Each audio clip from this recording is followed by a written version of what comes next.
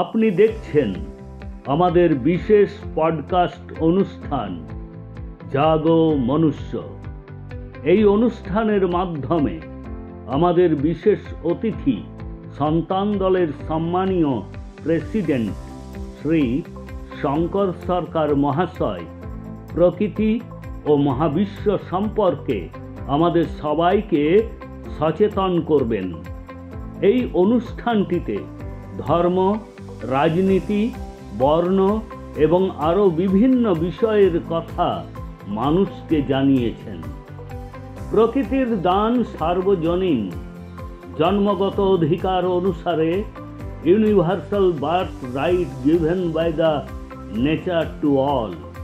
এই প্রকৃতির সমস্ত সম্পদের উপর সকলের সমান অধিকার পাওয়া উচিত। এই সমস্ত বিষয়ে আমাদের বিশেষ পডকাস্ট অনুষ্ঠান জাগো মনুষ্য দেখুন।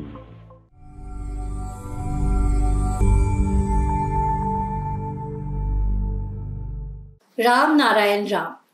আপনি সবই ভক্তবৃন্দকে আমি স্বাগত জানাই আমাদের বিশেষ কার্যক্রম জাগো মনুষ্যতে।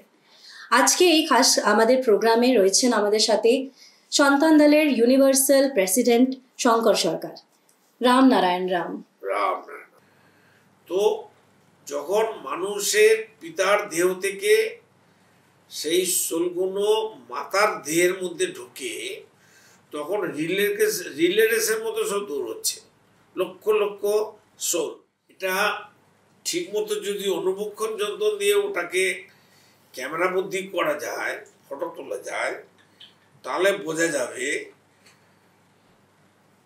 যে এই রিলে রেসে লক্ষ লক্ষ সোল দৌড়চ্ছে, কে আগে গিয়ে সেই মার স্থানে পৌঁছবে এবং তার জন্মটা নেবে, পাঠটা নেবে, সুযোগটা নেবে।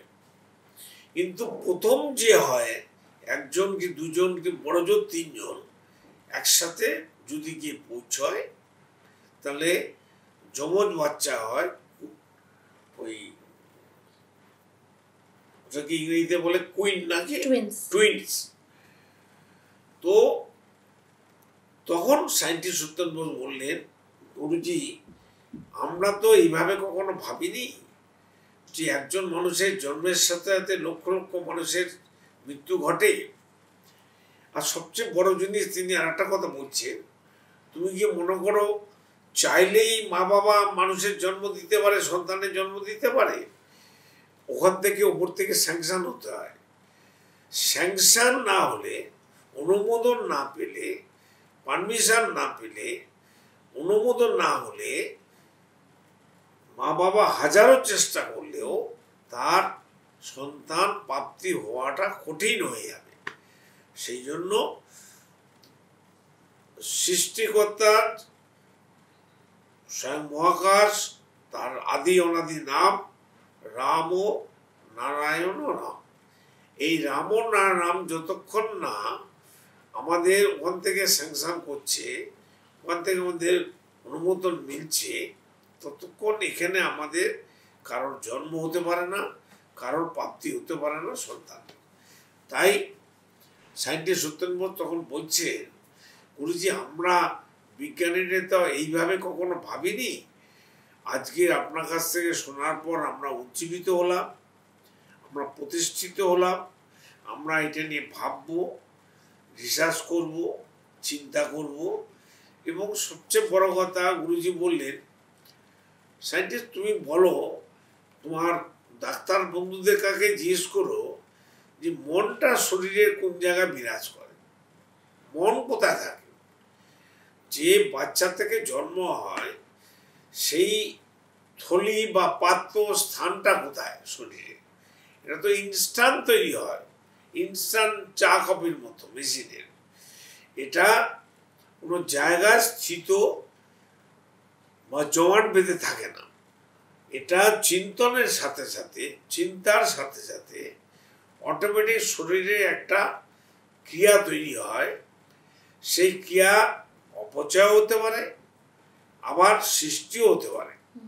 তো সৃষ্টি আর অপচয়ের মাঝে মেন গুরুত্ব হচ্ছে মহাকাশ থেকে আমরা স্যাংশন অনুমোদন পাচ্ছি কিনা, অর্থাৎ যে জন্ম পাবে, যে বার্থ পাবে, তার অনুমোদন আছে কিনা, তার কর্মপদ্ধতি ঠিক ছিল কিনা।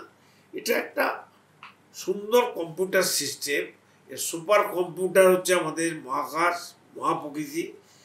তাই আমাদের এই জন্ম মৃত্যুর ছকের মধ্যে দিয়ে আমরা যে চিন্তাগুলো করি না। আজকের এই অনুষ্ঠানে নানা রকমের জিনিসের উপর আমরা কথা বললাম। গুরুজি আমাদের প্রকৃতির নিয়ে যে জিনিসগুলোর সচেতনার কথা বললেন, সেগুলো যদি আপনি বুঝতে পেরেছেন, যদি আপনার সচেতনা আপনাকে বলছে, তাহলে সন্তান দলের সাথে যোগাযোগ করুন, জুড়ে যান। সবকটা ডিটেলস কিন্তু দেওয়া আছে। আর আগে অনেক এপিসোডসে, আগে অনেক অনুষ্ঠানে আমরা এই কথা, এই ডিসকাশনকে নিয়ে আগে যাব। রামনারায়ণ রাম।